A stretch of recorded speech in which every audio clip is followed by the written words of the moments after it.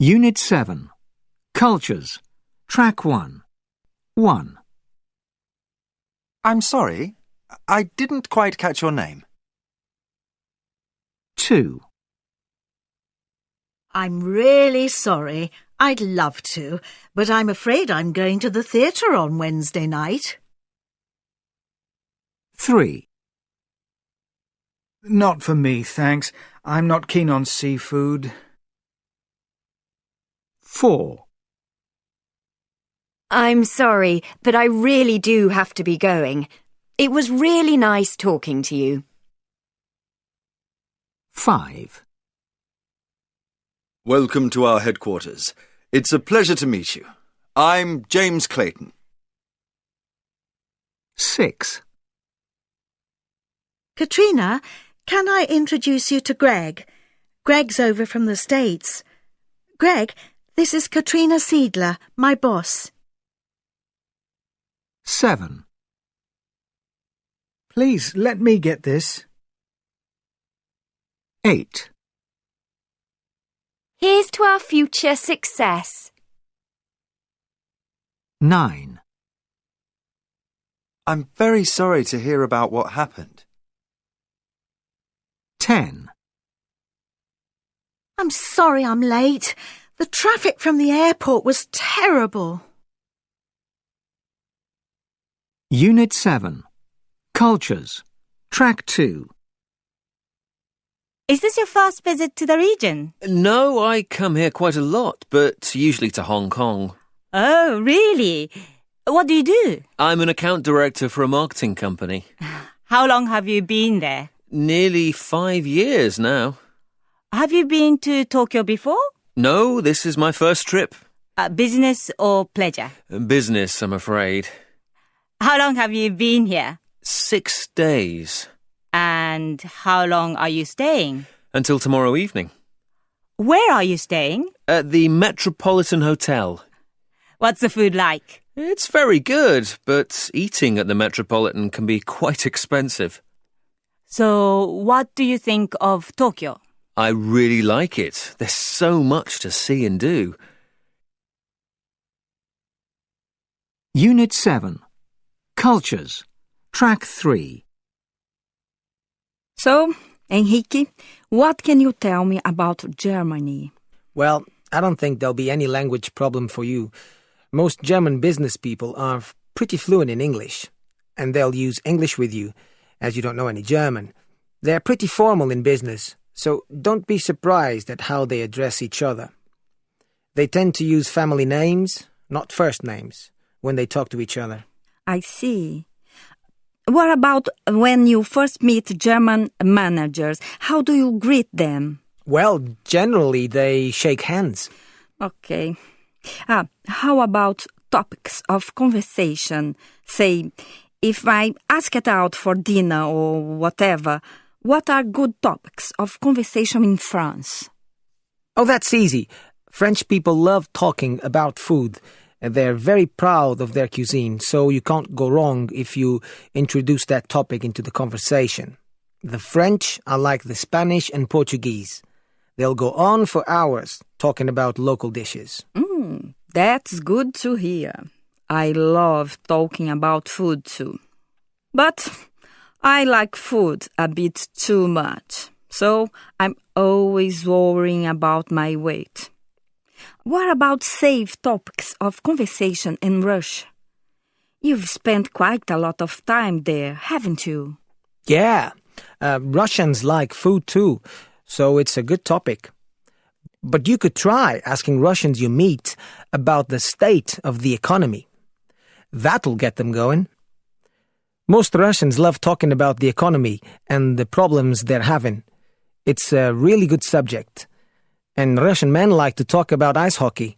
It's a very popular sport there. By the way, plenty of Russians speak English well, so you won't have any problems understanding them. But you may have difficulty reading the name of streets, because they're all in Cyrillic script. It can be very confusing for visitors. Oh, thanks. What about Germany? What do Germans like talking about? If you're with men, just bring up the subject of football. They're as keen on football as we are in Portugal. Germans expect to win any match they play, and they often do, except when they play the Brazilians or the Italians. Yeah, football's a great topic of conversation with men. I'm not sure what subjects German women like talking about. Okay, thanks very much. What about gifts? Supposing I'm invited out to dinner, what do I bring with me to give my host? Well, in France, most visitors bring flowers for their hostess. Everyone loves to receive them. And in Russia, too, flowers are very acceptable. They'd also be a great gift in Germany. Yeah, flowers are the answer in most countries, I'd say. But what else would be a good gift? Chocolates? Something typical from my country. Would they like that, do you think?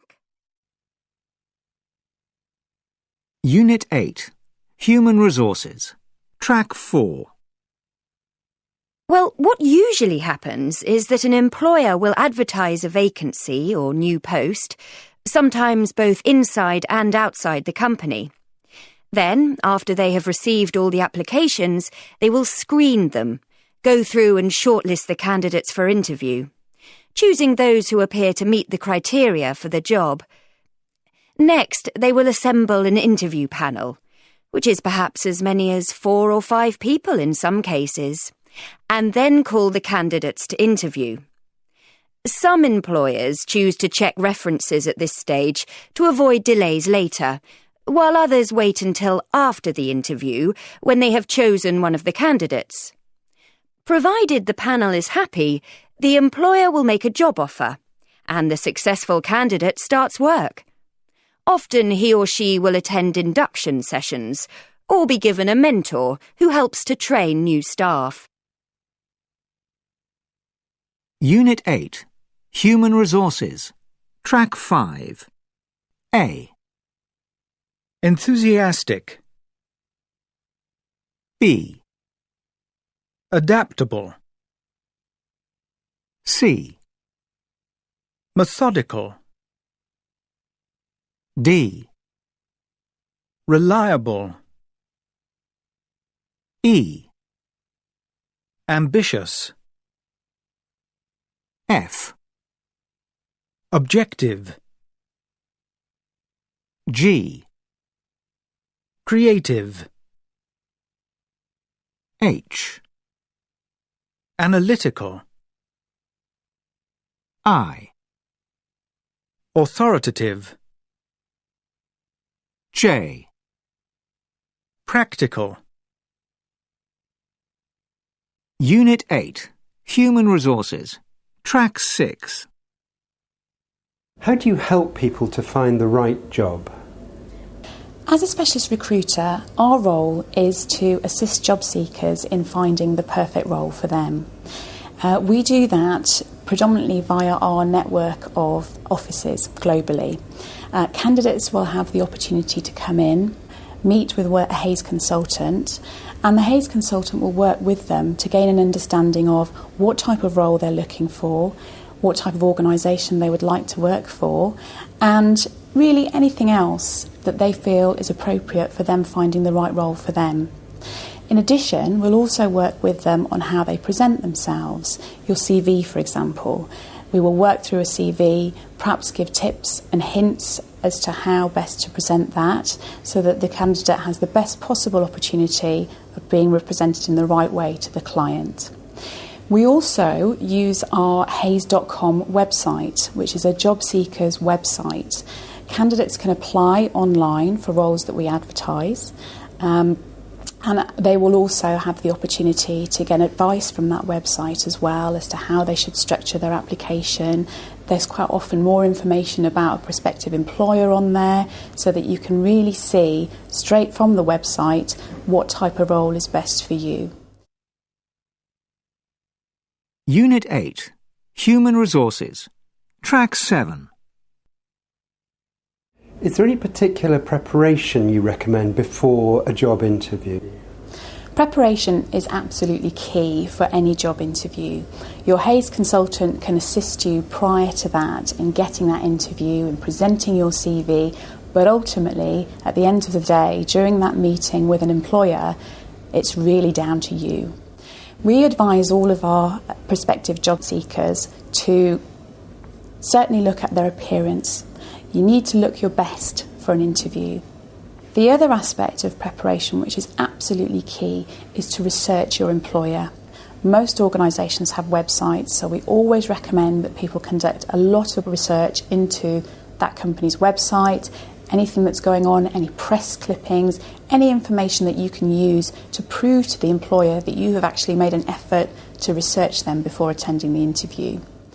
From the point of view of the actual vacancy, we would always recommend that you look at the duties within that vacancy and have a think about where in your previous experience you might be able to demonstrate your ability to do that job. Unit 8, Human Resources, Track 8. What recent changes have you noticed in the job market? I think probably the most unique change in the job market most recently is the intervention of online recruitment and web-based recruitment and websites.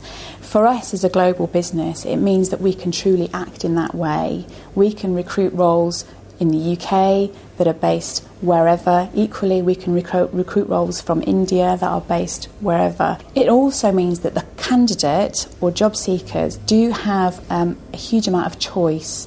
You can go onto your website at home, sitting at home, and look at roles and jobs that are advertised globally, worldwide.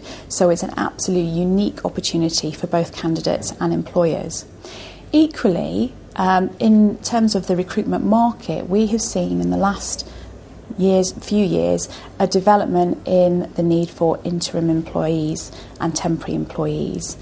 Lots of organisations now are going through periods of change, and I think it's an accepted fact that organisations will continue to go through change, and quite often specialist people will need to be brought in on project basis to undertake specific projects in areas such as IT, human resources. Project management generally will be very sought after. Unit 8, Human Resources, Track 9. Good morning. My name's Cindy Tan. I'm calling about your advertisement in the China Post for marketing assistant. I was wondering if you could give me a little more information. Certainly. What do you need to know? Well, first of all, am I still in time to apply? I only saw the advert today, and the newspaper was 2 weeks old, so I was thinking maybe it's too late? No, don't worry. You're not too late. But you must hurry because the closing date for application is this Friday, so you haven't got a lot of time. I see. That gives me just a couple of days. Well, I see there's an application form on your website, so I'll complete it right away and email it to you. Good. I look forward to getting it. Just 1 or 2 more questions. I'd also like to know when the successful candidate has to start work with you. I mean, if I get the job, will I be able to give my present employer sufficient notice? Okay, that's a good question. How much notice would you need to give? Well, I think my contract states that I have to give a month's notice. Oh, that's no problem at all. We wouldn't expect anyone to join us immediately. In fact, if you were offered the job, I believe you'd start after the new year. That would give you plenty of time.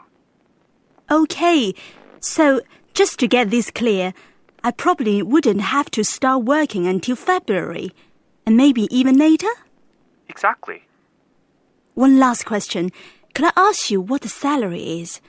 It wasn't given in the advert. You're right. It would depend on a lot of things.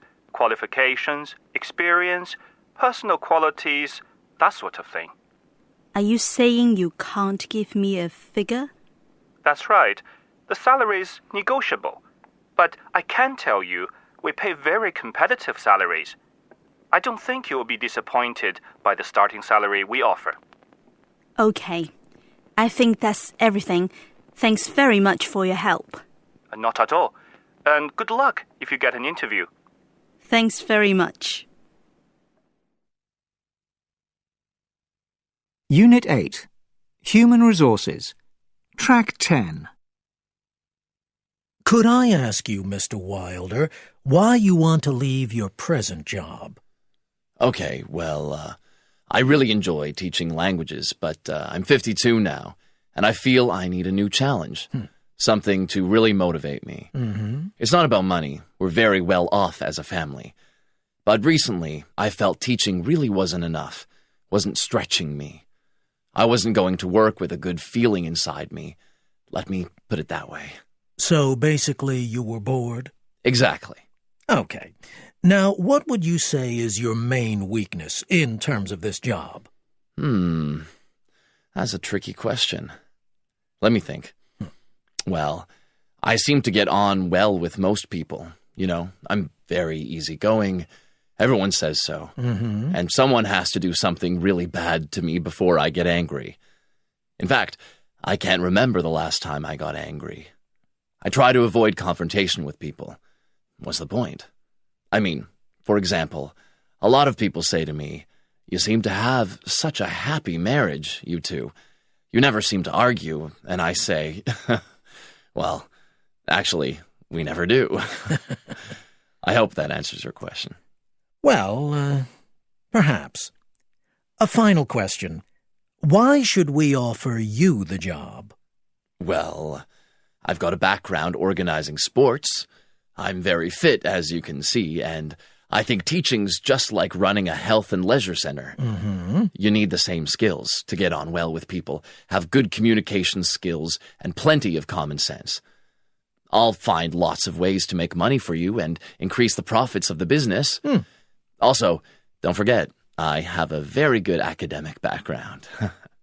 Yale is one of the best universities in the world, and my master's in sports management is ideal for the job, even if I did get it years ago.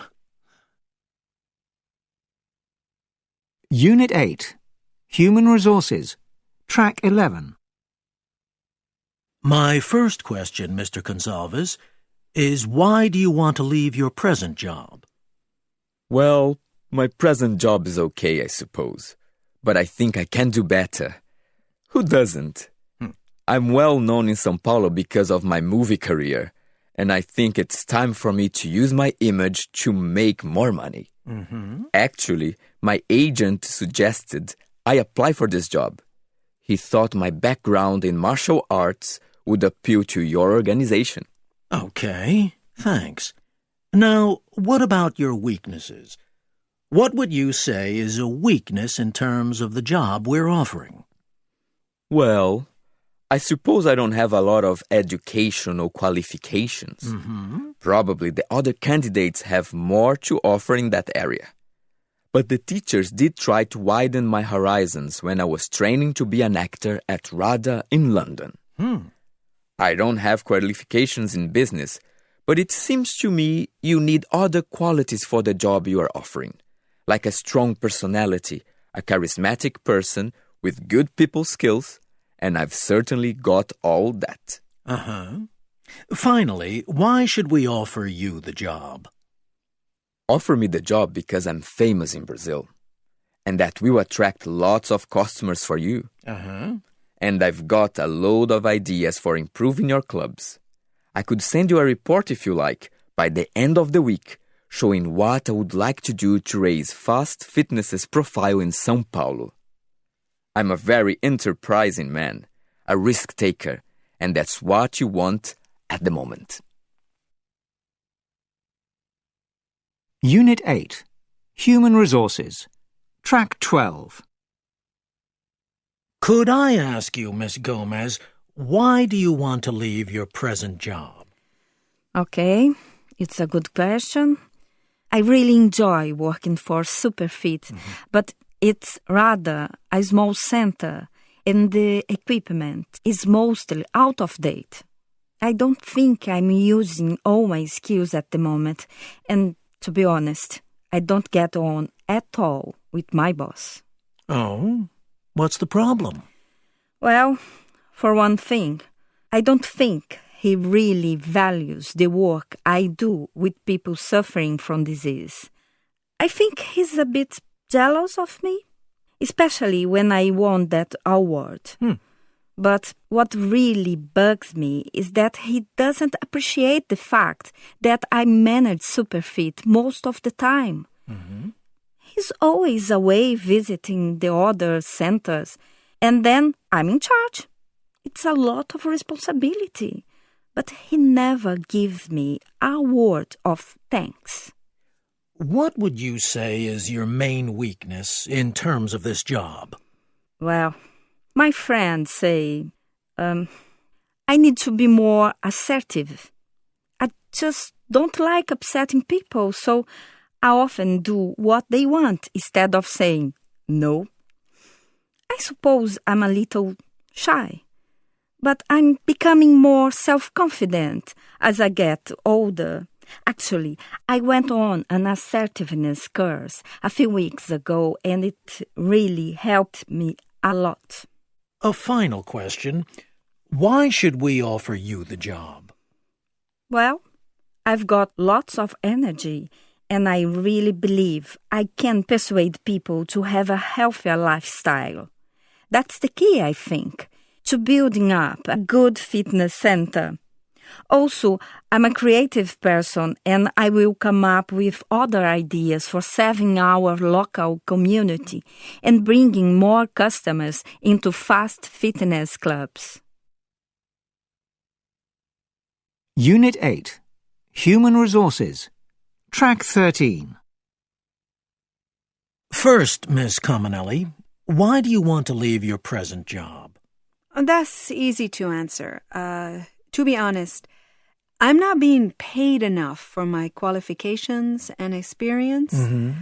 I'm looking for a really big job that is well paid and will enable me to meet a lot of people and challenge me in the years to come. Okay. Now, what would you say is your main weakness in terms of this job? Main weakness. I speak my mind, and that can sometimes upset people.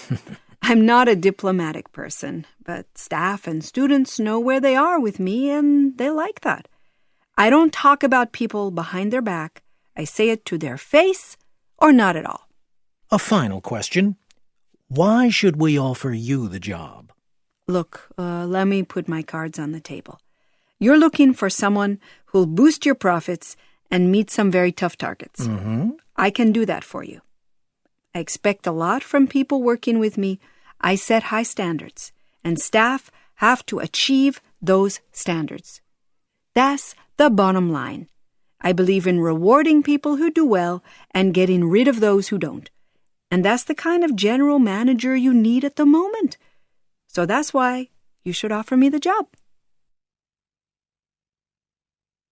Unit 9. International Markets. Track 14. Perhaps you could summarise for our listeners the points you've made so far, Ian. You started by telling us what free trade is. Right. I defined it as a situation in which goods come into and out of a country without any controls or taxes. Countries which truly believe in free trade try to liberalise their trade. That's to say, they take away barriers to trade. They remove things which stop people trading freely. They have open borders and few controls of goods at customs. Unit 9. International Markets. Track 15. OK. Then you gave us several examples of barriers to trade. Yes, I said that there are two main barriers, tariffs and subsidies. Tariffs are taxes on imported goods, so that the imports cannot compete so well against domestic products. Subsidies are money paid to domestic producers so that they can sell their goods more cheaply than foreign competitors. Tariffs and subsidies are barriers to trade because when people are given a choice, Generally, they will buy the cheapest product. You mentioned other barriers, less important ones perhaps. I talked about quotas, which limit the quantity of a product which can be imported. And I discussed other restrictions on trade, such as expensive licenses for importers, which add greatly to costs, and regulations relating to documents which a company must have to export its goods to certain countries.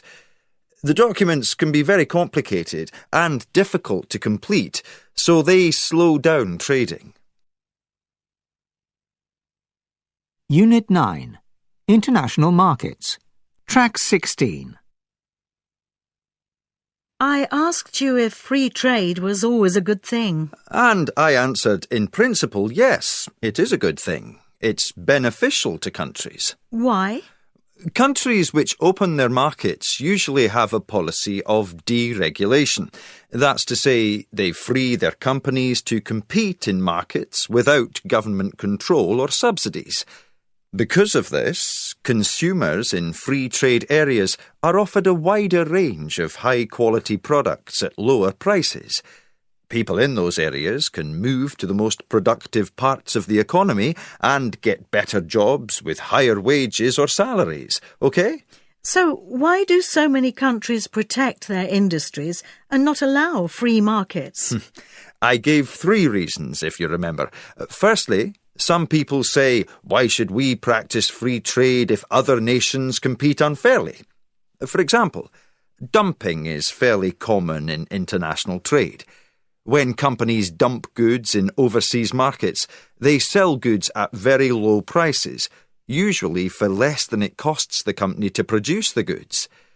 Companies can usually only do that when they're heavily subsidized by their governments. And secondly, many people believe that strategic industries must be protected. These are industries that are very important to the economy: steel, power, communications, and so on.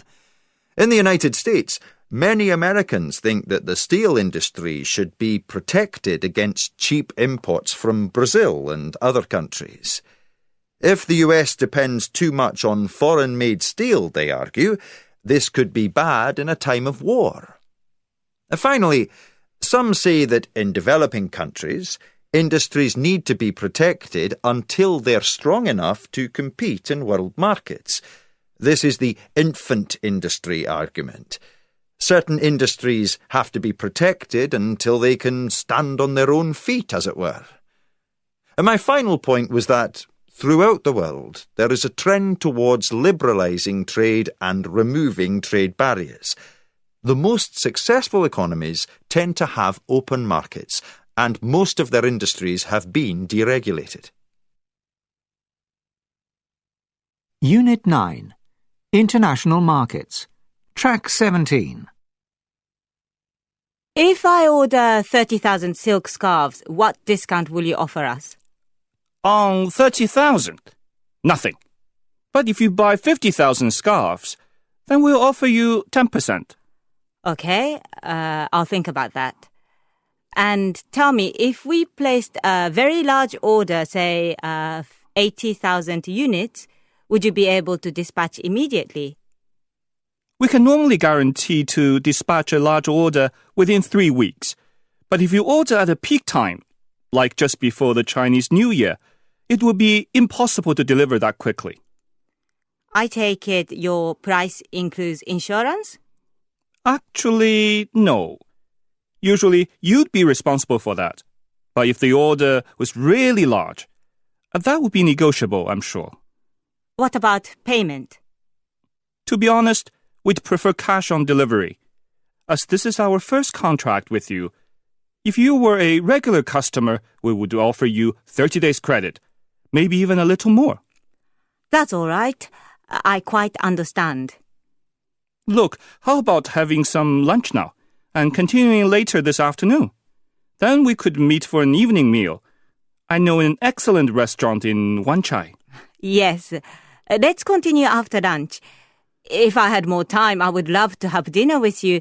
But unfortunately, my flight for Tokyo leaves at 8 tonight, and I need to be at the airport by 6. Unit 9. International Markets. Track 18. How do you train people to be good negotiators? There are three things that are important in negotiation training. Number one is to create an environment where people can do. Using case studies and the use of video, people are able to see how they behave on video. They can look at what's appropriate and they can look at what is inappropriate. What I mean by that is where they're effective and where they are ineffective. Using feedback, people are then able to change their behaviour rather than just telling people about negotiation or reading a book. So the experience is vital. Number two, it's about keeping the learning fresh, using different vehicles and different formats, whether that be e-learning, watching videos online, or recently podcasts, or whether it be through a series of different activities following on the workshop to keep it live, keep it fresh, and to stop people falling into those old habits. The third thing that's very important indeed is to look at the feedback from the negotiations themselves. And at the GAP Partnership we use a ROI system, which means return on investment. We measure the effectiveness of those negotiations for many months after the training. And this enables us to tweak and change the training and make it more customized. But it also allows the client to see the effects of that training, to measure it, and that provides them with a degree of investment for the future. Unit 9. International Markets. Track 19. Do the same techniques work with every type of negotiation? Yes, this is a good point. There is no one way to negotiate. There are many different ways to negotiate. The common misnomer is that people find one way of negotiating and they don't change. In fact, this concept of appropriateness, that's what we teach, says that there is no one way, there are many different ways, ranging from the very competitive, very high conflict negotiations that are generally win-lose, all the way through to the very, very cooperative negotiations which are deemed as win-win. And there's no right or wrong, or there's no good or bad, it's just what's appropriate to the circumstances that you either find yourself in as a negotiator, or better still, the circumstances that you put yourself in if you're really in charge of that negotiation and if you're really well prepared. Unit 9. International Markets. Track 20. What makes a really good negotiator? There are many behaviours that make a good negotiator. And when I say good negotiator, it's the word appropriate. Appropriate in being able to change. And so the overriding thing is to be versatile, to be adaptable, to be able to change your behaviour according to those circumstances. And the behaviours that are appropriate are everything from being able to manage conflict, be able to manage the pressure in a face-to-face negotiation, right the way through to being able to plan effectively, to be analytical, but at the other end of the spectrum, to also be open-minded and creative. In other words, to come up with ideas on how to repackage the negotiation and to have the self-discipline in being able to communicate that with the right use of language. And when I say the right use of language, effective negotiators are able to watch for when there is more scope for negotiation. What I mean by that is the ability to be able to look out and listen for what we call soft exposing giveaways.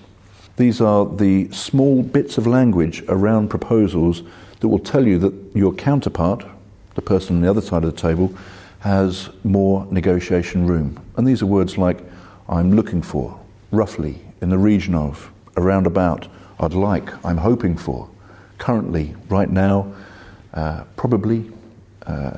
These are words that negotiators spot to help them understand just how movable the other side is. And so language itself is very important, and the control of that language, but also the ability to listen. Because the more information you have, the more powerful you become, because information is power. Unit 9. International markets. Track 21. Extract 1. Okay, let's go over our objectives again. What do we really want from this deal?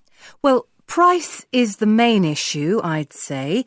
We want Pierluigi to supply us with some top-quality men's wallets, but we don't want to pay the prices listed in his catalogue.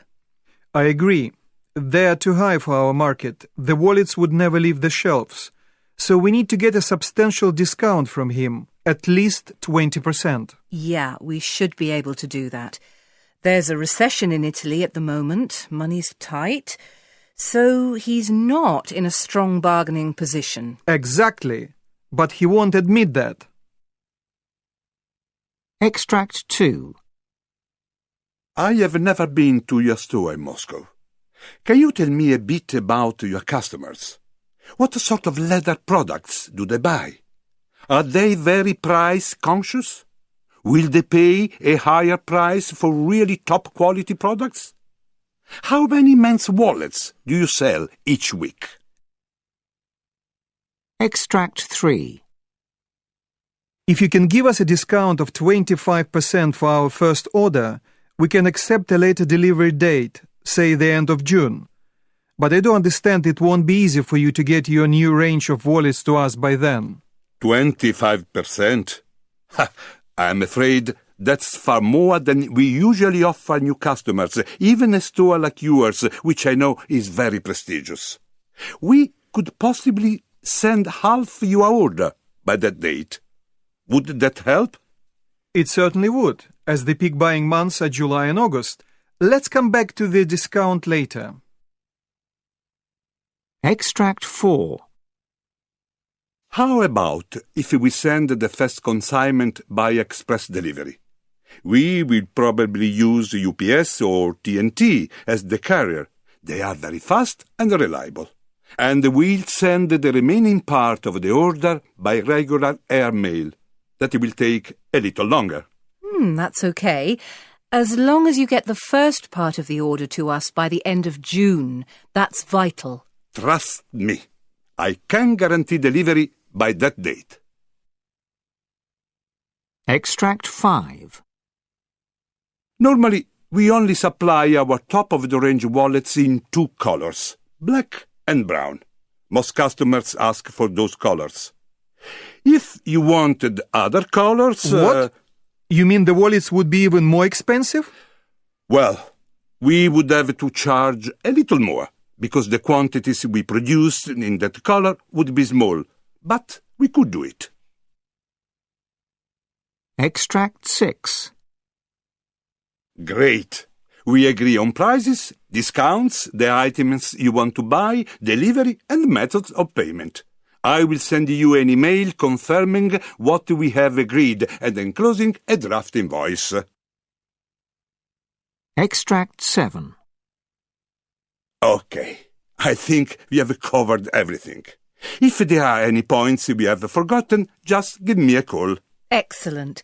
That was a very good meeting. I'm sure we'll do a lot of business in the future. I hope so. Now, about dinner tonight. What time would be convenient for you? Working across cultures. 3. Doing business internationally. Track 22. Martin did the right thing when he arrived for the meeting on time. The Japanese value punctuality greatly. He shouldn't have been upset by the number of Japanese staff at the meeting. The Japanese are used to working as a group. But he made a mistake with the business card. When you receive a business card from a Japanese person, you should examine it carefully and then put it on the table in front of you during the meeting. Martin asked a direct question about exclusivity. Matsumoto, like many Japanese, didn't want to say no, so he used an expression that Martin had to interpret. Martin may also have had to interpret Matsumoto's body language. Non-verbal communication is important in understanding Japanese business people. The Japanese believe in consensus and harmony. They want everyone to support an important decision. So many staff may be involved in decision-making, and the process may take longer than in the Western world. Martin made a mistake when he gave white water lilies as a gift for Matsumoto's wife. White flowers remind the Japanese of death. Working across cultures. 3. Doing business internationally. Track 23. So, Sven, how did it go? Your trip to Sao Paulo? Not too well. I felt a bit out of my depth while I was there. And I'm not sure I can work with Pedro Oliveira. We are very different. What happened? Well, I set up the appointment with Pedro 2 weeks before, and when I got to Sao Paulo, I confirmed by phone. Mm-hmm. There was a heavy thunderstorm that day. I arrived on time, but Pedro wasn't there. He turned up over an hour later, said something about traffic delays because of the storm, then shook my hand warmly, grabbed my arm and led me into his office. Uh-huh. Next thing, he offered me a cup of very strong coffee. I thanked him but said no. I'd already had 2 cups of coffee at my hotel. Then he said, "We're very proud of our coffee here in Brazil." I wondered if I made a mistake to refuse his offer. Maybe. Anyway, instead of getting down to business, he called 3 colleagues into the office. During the next hour, we talked about everything except business. Football, the thunderstorm, and they asked me lots of questions about my family, life in Denmark and so on. I suppose you got a bit frustrated. Of course. I was impatient to start. Maybe I showed it a little. Anyway, it was lunchtime, so we went to a local restaurant. Great food, but no talk of business. So I asked them about the crime rate in Brazil, the Amazon rainforest, and what sort of government they had at the moment. But I'm afraid the topics didn't generate much discussion. They just didn't seem to want to talk about those things. But we did have a more lively discussion when we started comparing food in our 2 countries. Ah, interesting. Food is always a good topic of conversation when you're abroad. Yeah. We left the restaurant over 2 hours later, and then we all went to a business club. We played snooker until about 6 o'clock. It was very enjoyable, I must admit. As I was leaving to go back to my hotel, Pedro put a hand on my shoulder and said he hoped I'd enjoyed the day. So nothing happened on the first day? No. If we were talking about business, it was a wasted day. Working across cultures. 3. Doing business internationally. Track 24. Tell me about the second day. Things went better, I hope. Not really. I was meant to give my presentation at 10 in the morning, but his secretary phoned and told me the meeting was put off until 2 in the afternoon. That must have been annoying. It certainly was. Pedro invited quite a few of his colleagues to attend the presentation, and that was okay. But they kept on interrupting me during my talk, asking lots of questions. I became very impatient. I suggested they ask their questions when I'd finished. I don't think that went down well, because they didn't ask many questions at the end. In the meeting afterwards, Pedro didn't stick to the agenda. The government had just announced a new tax policy, and they spent most of the time discussing this and getting quite emotional. At times, they raised their voices to each other. I was really shocked. It was late in the afternoon when Pedro was ready to talk about the first item on the agenda. But I had to leave, as I'd arranged an appointment with someone at the embassy. I apologized that I had to rush off. Pedro just said to me, "You know, Sven, meetings in our country can last a long time." Then he put his arm around my shoulder and said, "You must come to dinner tomorrow night at my home. My wife is a wonderful cook." So that was it? Did you enjoy the meal? It was a lovely meal, and they made me very welcome. But I'm not sure I can work with Pedro. He's a nice guy, but our ways of doing business are so different. I felt constantly frustrated during the visit, and after going all that way, I don't feel I accomplished anything. Unit 10. Ethics. Track 25. 1, Bribery and corruption. 2, Price fixing. 3, Environmental pollution. 4, Sex discrimination. 5, Insider trading. 6, Tax fraud. 7, Counterfeit goods. 8, Money laundering. 9, Animal testing.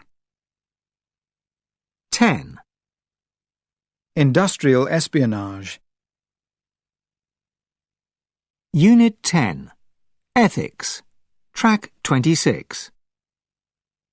Earthwatch is an international research and conservation and education organisation, and we have over 100 field research projects around the world. That involves scientists looking at how animals and plants are coping in their natural environment. So all these 100 projects are supported from offices that we have in the US, in the UK, in India, in Melbourne, and in Japan and China. And the purpose of our work is to provide the scientific data about what's happening to animal and plants in the world as climate change and as human population expands and as the environment is degraded.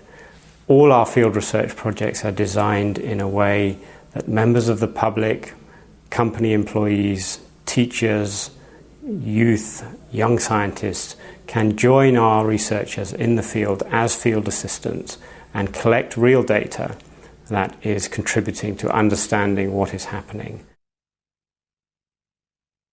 Unit 10, Ethics, Track 27. What role can corporate sponsors play in helping the environment? Well, companies have a huge role to play. Our global economy is based on the companies operating and producing goods and services that we consume. So fundamentally, businesses need to change the way they operate in order to help and reduce the environmental impact of their operations. I think many companies are able to set leading examples, to innovate and to find new solutions to the environmental problems we have. So most people in the world work for a company, so the opportunity for companies to educate and engage their employees and get their employees inspired and motivated to do something in their own communities or in their workplace with respect to the environment is a big opportunity that Earthwatch certainly believes in, and Earthwatch works with many companies to try and promote environmental change and then promote good practice so that those leading companies can then influence other companies to follow and also influence government. Unit 10, Ethics, Track 28. So, for example, we work with HSBC, the global bank, on a climate partnership, which is in collaboration with other key conservation organizations such as WWF and the Smithsonian Institute. And through that, we're providing a learning opportunity online for every single HSBC employee around the world, and also setting up 5 climate change research centers around the world, and 2,000 HSBC employees over the next 5 years will join our field researchers in India, in Brazil, in the US, in the UK, and in China to carry out data collection to understand how forests are coping with climate change and what is happening and how animals and plants are being affected. So that's a very important program, and it's a very important way of getting company employees involved in our work, understanding what the issues are, and then taking that back into their workplace and becoming, we call them climate champions, ambassadors for for environmental change so that they can then influence their colleagues and also the way that HSBC operates as a business. So that's an example of a very important program for us and a demonstration of how a company can and should make a difference in terms of these issues. Unit 10. Ethics. Track 29. There have been a number of cases of resume dishonesty in the papers recently. That's right. And unfortunately, it happened to a really good friend of mine. Oh? What happened? Well, she got a really good job. Head of sales at a prestigious company. She was over the moon. Everything was going really well. She was getting on with all her sales staff. She was receiving strong performance reviews. And she was exceeding all her sales targets. She was getting a bit of a reputation as a rising star. Then suddenly, after 4 years in the job, her company fired her. Was it her CV? Yeah. She had lied on it. She had claimed she had a master's degree, and she had also made up a fictitious previous employer. Do you know why she had done it? She said she had felt desperate because she had been unemployed for a few months. And how did they find out? An HR initiative. It required employees to show all college transcripts, and they found out she didn't have a master's degree after all. It wasn't the lack of the degree that cost her her job. It was her dishonesty. Since then, I've advised everyone to be honest on their CV. Unit 10. Ethics. Track 30. OK, let's talk about Tom. We all know he's become a real problem, and we can't turn a blind eye to what's going on any longer. He's sending in sales reports saying he's met various customers, and we find out it's not true. And worst of all, he's putting in expense claims we know to be false. He claims he's had meals with customers, and then we find out they haven't met him for ages. These are serious matters. We can't ignore them. But also, he's upsetting the other people in the department. They say he's really rude and uncooperative. A real nightmare to work with. Yeah, the problem is, he's a really good salesman. In fact, he was our top salesman last year. But I agree, he needs tighter control. He isn't behaving professionally, and he's not being a good team player. We can't let it go on. Exactly. But what are we going to do about it? It won't be easy. He's a really difficult character. Incredibly independent. He hates rules and regulations. I'd say there are 2 ways we could deal with this. We could have a chat with him about his sales reports. Also, we could mention that we're checking all expense claims very carefully in the future. If we do that, he may come to his senses and start behaving professionally. Or we could take a strong approach. Tell him if he doesn't change his ways, we'll be sending him a warning letter, and that could lead to him being dismissed. What do you think? Both those options have advantages. But if we just have a friendly chat with him, he may not take it seriously. To be honest, I doubt whether he'll change much with that approach. But if we take a firm approach, there's a risk he may get upset and look for another job. We don't want that either. No, we certainly don't want to lose him. OK, let's look at it from another angle. I'm wondering if he has personal problems and they're affecting his work. Why don't we have a friendly talk with him and find out if that's the real problem?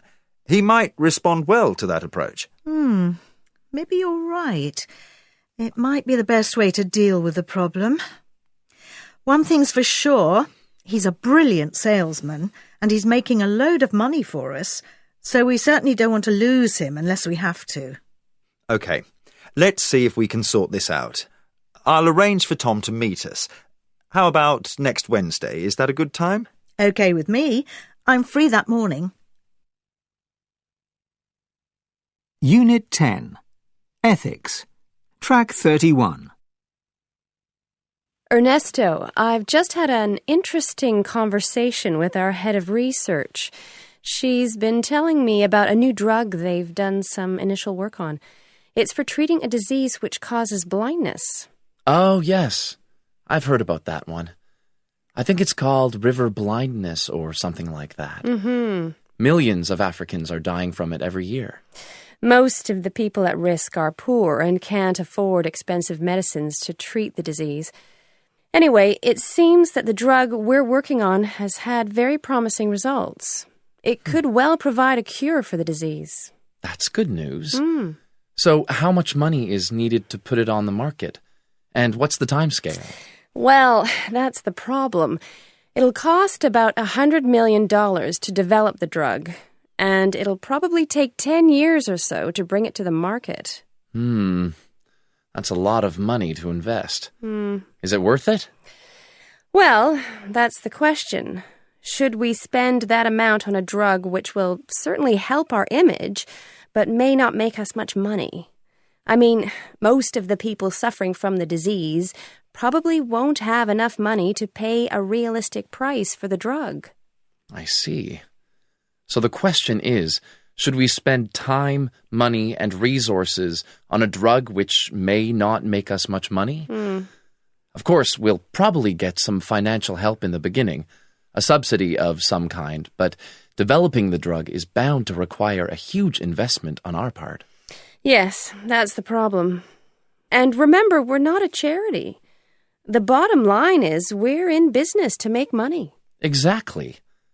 Anyway, we'll be hearing more about this one, because I see it's the first item on the agenda for next week's management meeting. Let's see what the others have to say about it. Unit 11. Leadership. Track 32. What are the qualities of a good business leader? I'm going to highlight 5 areas which I think are important, and I don't think that they are as complicated as many people believe. The first that I would highlight is a sense of direction. A business leader needs to know where they're planning to go to and how they're planning to get there. The second point I would want to highlight is courage. You need to have the courage to understand when to make the right decision and how to push yourself forward. Otherwise, indecisiveness floods in. Thirdly, communication, because without that, you have no ability to take people with you. And there's no point at all in plotting a course, arriving there and finding that you've left the troops behind. The next point that I would highlight is respect. The communication of the people that you are working with and the respect that you have, whether those are people within the top level of individuals or indeed other people lower down within the organisation, is very important in order to take people with you and to carry everything through. The last point that I would highlight is emotional intelligence, and that's the sensitivity that you have with the people around you, so that you are able to understand where they are in the organisation, how they behave in the way that they do within the organisation, and yet have the coldness of head to be able to bring the shutters down if you need to. Unit 11. Leadership. Track 33. Do you think great business leaders are born or made? Well, it's a very big question, that. There is plenty of evidence to suggest that there are natural-born leaders in life, and yet equally there's a lot of evidence to suggest that one can learn a great number of those skills. What I would say is that when you're competing against a natural-born leader, the person who has acquired the skills will, I think, fail every time. And the things that a natural-born leader possesses are things like charisma, intelligence, the ability to influence other people. Those are very difficult skills to learn. And I think it's perhaps interesting as an anecdote to say that I believe 20 of the first 23 astronauts in America were all firstborn. Now, it may be a huge coincidence, but my sense is that it probably isn't a coincidence, and there is something about natural-born leaders which, as I say, can be learnt from, and people can improve their skill set, but they're unlikely to compete and win against them. Unit 11. Leadership. Track 34. Which leaders have impressed or influenced you and why? The first of them is actually my husband. I've been privileged to share a business life alongside a home life, and my husband is a few years older than me and therefore has paved the way, if you like, in terms of his business successes. But what I've seen in him is a tremendous tenacity and the ability to fight like a cornered rat when he needs to, and that's really rare and very, very powerful when you see it. I also see in him the ability to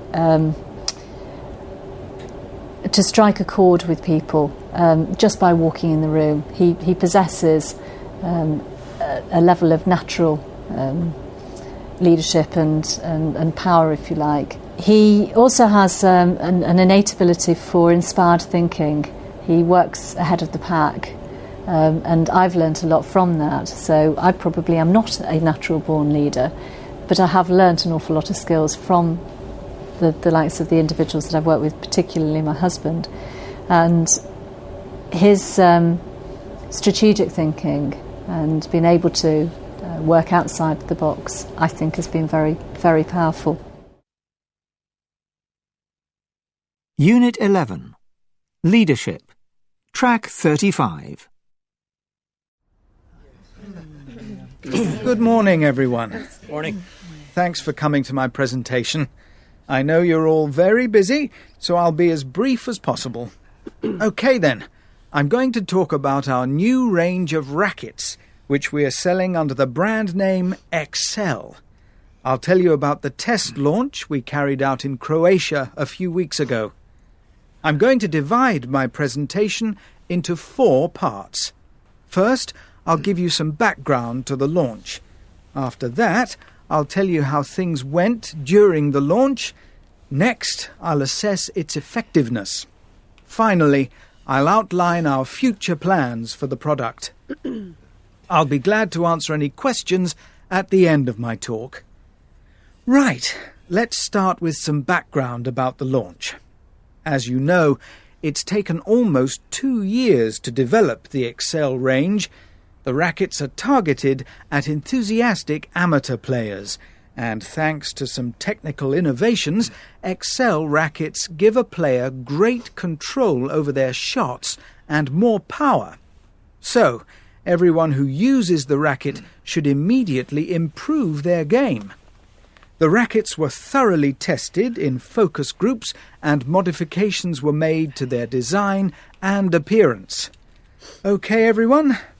Yes, Manfred, you have a question. Yes, So, that's the background. Right, let's move on to the test launch. How successful was it? Well, in 2 words, highly successful. We think the racket will be a winner. If you look at the graph, you'll see the racket's actual sales compared with forecast sales. Quite a difference, isn't there?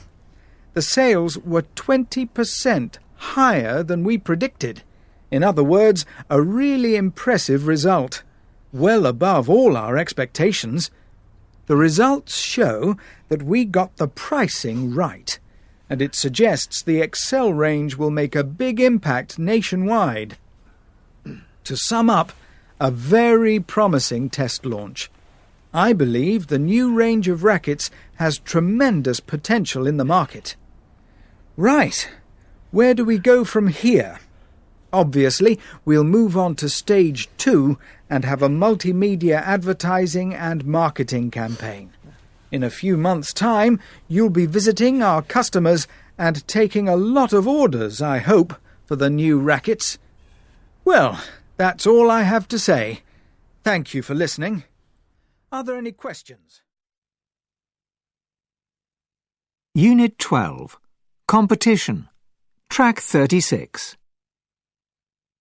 Can you tell us about the work of the Competition Commission?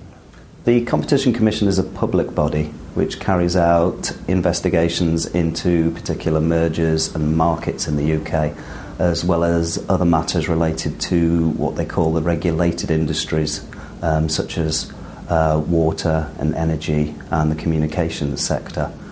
One of our most high-profile investigations at the moment is one we're carrying out into the ownership of airports in the United Kingdom. Currently, 7 of the UK airports are owned by a company called BAA. That's the British Airports Authority. We've been asked to look into their ownership of those airports and whether that ownership structure is in the interests of consumers or whether an injection of greater competition would benefit the users of those airports. Unit 12. Competition. Track 37.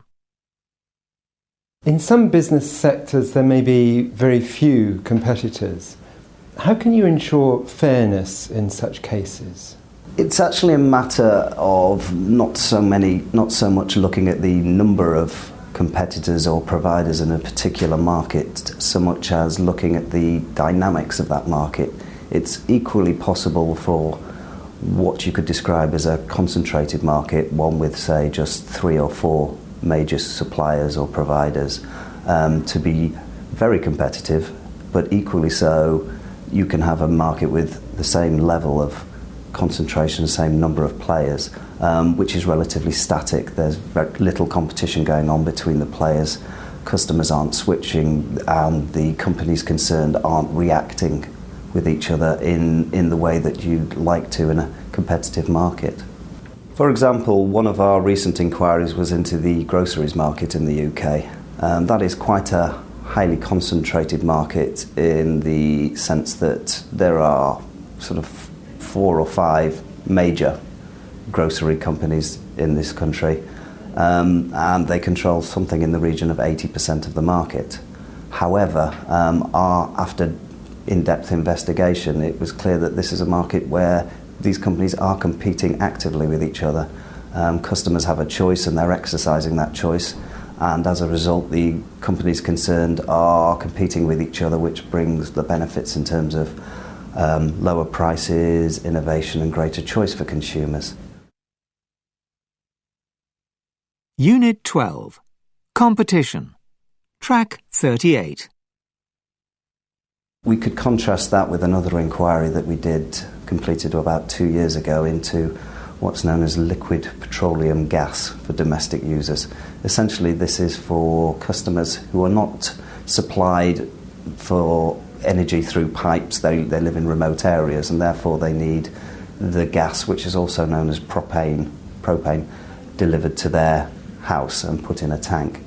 Again, this is a market with only 4 major players in it, concentrated in the same way in nominal terms like the groceries industry, but we found a far more static market.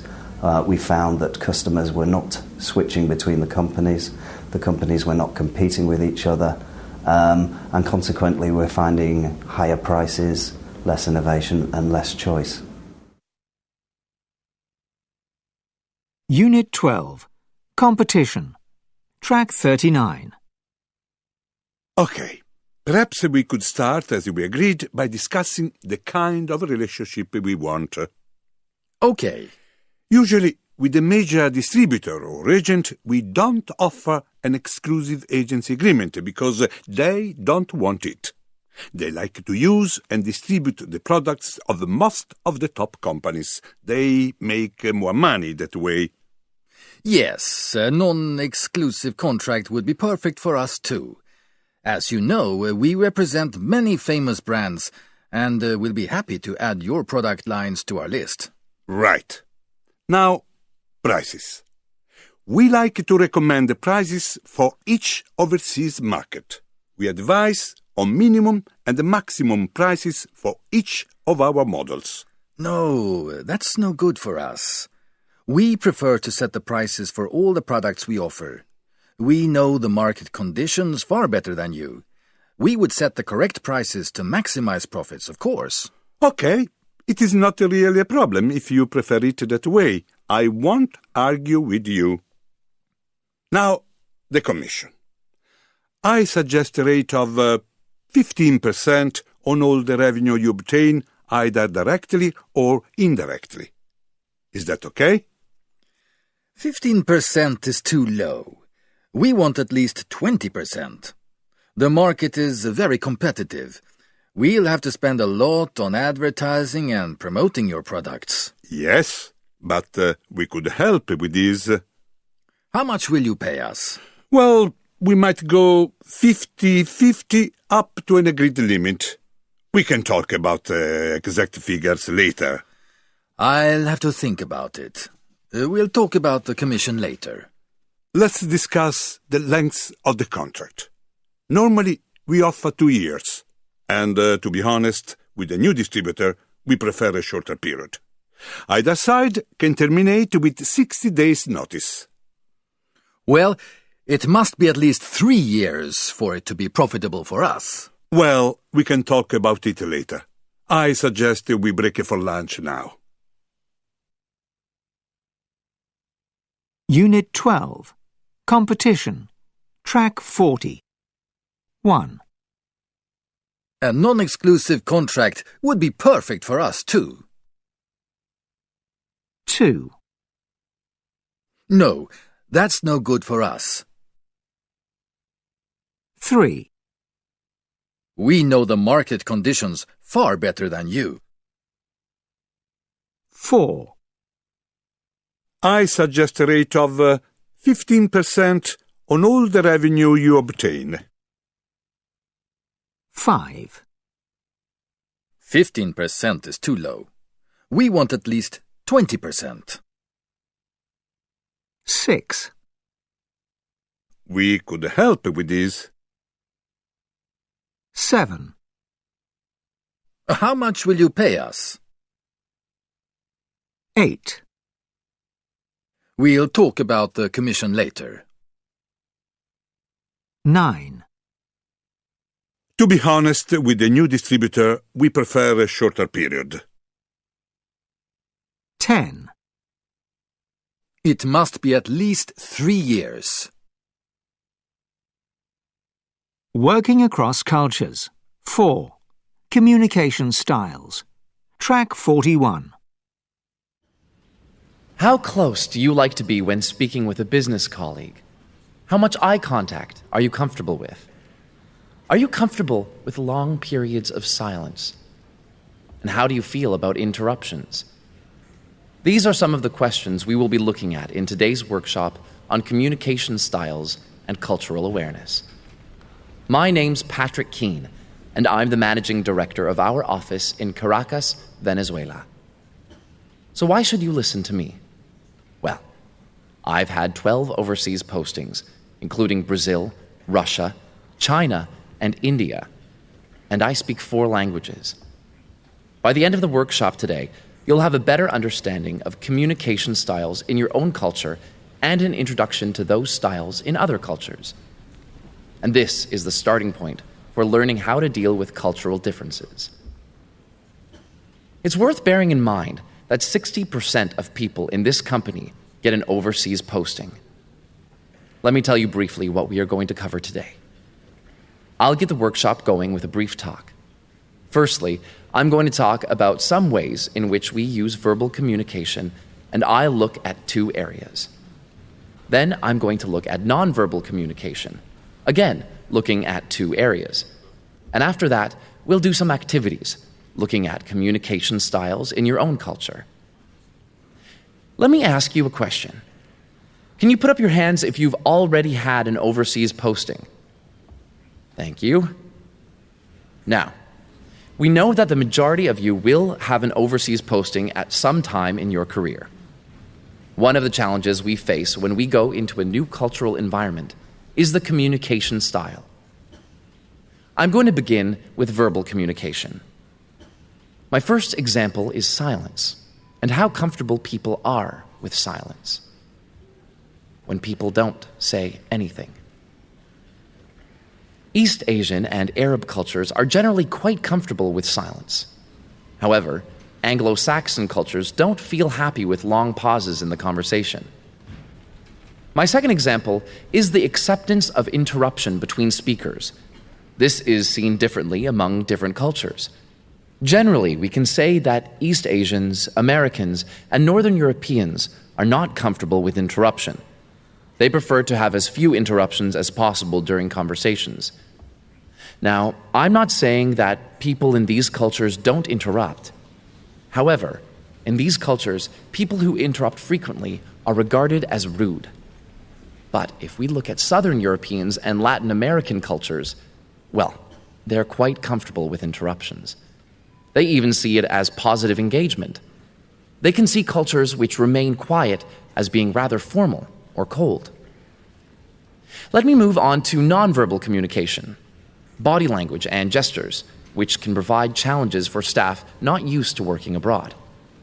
Again, I have two examples. First, I want to talk about proximity, or how close you stand when talking to people. Now, this really does vary between cultures. There's been some research into this, and apparently East Asian cultures prefer the space between people in conversation to be approximately 1 meter.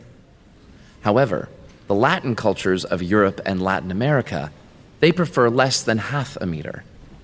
This can cause some strange situations where people from different cultures try to get comfortable during the conversation by moving forwards or backwards. As I said earlier, I'm based in Caracas, Venezuela. In fact, Venezuelans like to talk to each other standing about 12 centimeters apart. And they like to touch each other to show trust, or to show that the other person is what they call simpático. My second example of nonverbal communication is the level of eye contact. How much eye contact is normal and when to break it. Some cultures may feel that the other side is not engaging with them and not showing enough eye contact. Other cultures may feel that they are being stared at. Well, Arab and Latin cultures usually have the most eye contact, while East Asians have the least. North Americans and Northern Europeans are somewhere in the middle. Before we move on to the workshop, I'd like to ask you which cultures you feel you know well.